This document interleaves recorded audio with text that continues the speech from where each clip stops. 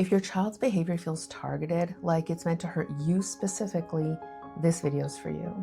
And if you've ever thought they know exactly what they're doing, stay with me, because by the end of this video, you're going to understand why it feels personal, why it hits so deep, and how to stay regulated instead of reacting from the wound. In this space, we protect dignity, yours and your child's, especially when behavior is hard. We believe structure is stabilizing. We believe calm is leadership. We believe fear distorts perception. This is where parenting becomes steadier, more intentional, more grounded. Let's begin. I'm Christine, and I've lived this. I've raised a child with severe attachment trauma. I've heard the words. I've felt the sting. I've sat in the kitchen after everyone went to bed, wondering how I became the emotional punching bag in my own home. If you've been there, you're not weak. You're responding to something that is neurologically powerful.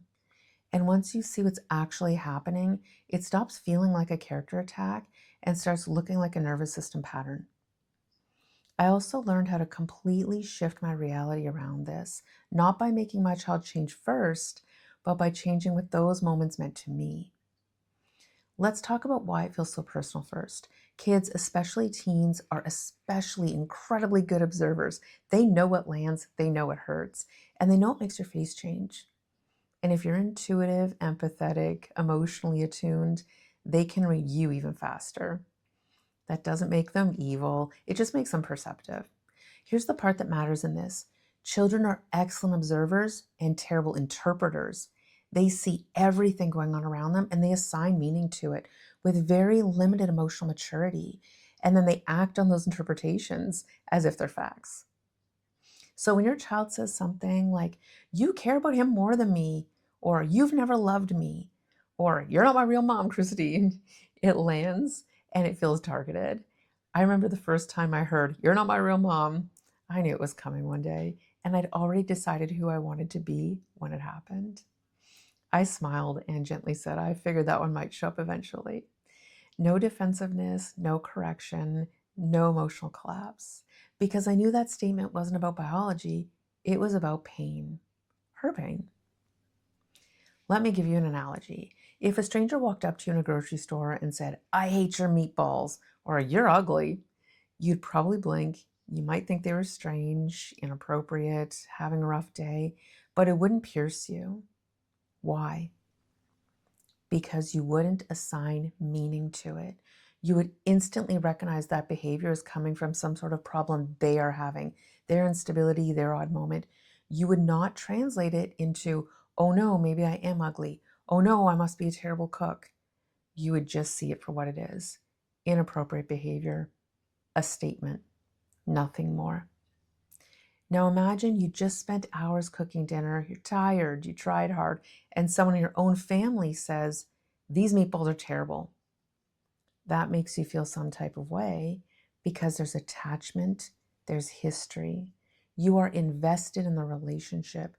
And because you care, you translate it into things like, "They don't appreciate me, they're trying to hurt me, I'm not good enough."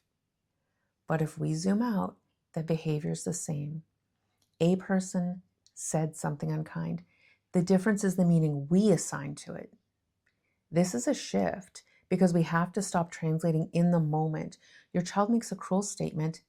That is a statement. It is not truth. It is not character assessment. It is not a parenting evaluation. It is a dysregulated nervous system externalizing internal chaos. When it feels personal, it's because attachment is involved, and attachment makes everything just louder and more personal.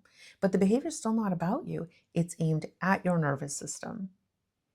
If it hits your nervous system, it works.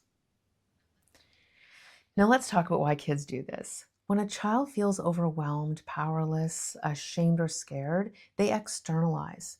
All people do this. They push the discomfort outward. They push it towards the safest target, which is usually you. That's not rejection. That is trust, distorted by fear. Sometimes we can gently correct interpretations, but never in the heat of the moment. For example, "I know it probably feels like we get angry at you a lot more than your sister. That must be confusing. See what that does? You validate the experience and you don't argue the facts. You don't say that's not true. You do not defend. You acknowledge their interpretation without confirming it. That gives the child room to think. Our kids don't need perfect parents. They need parents who can see their emotional experience without collapsing or correcting it in the moment. Now, I want to say something hard. If you don't know your triggers, they will be used against you, not intentionally or maliciously, but predictably. If you have deep insecurities about being unappreciated, if rejection terrifies you, if you grew up feeling unseen, those are open wounds. And when a statement lands on an open wound, it feels deliberate. Know your triggers, talk about them in individual therapy, process them privately, because if you don't work through them, they will get worked by the child. I worked through mine. I learned to respond to direct hooks with things like, I can see you're hurting. That sounds heavy.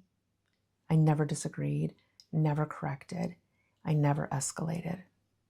Sometimes even laughing gently when something was really outlandish, because when you stop personalizing it, you regain choice.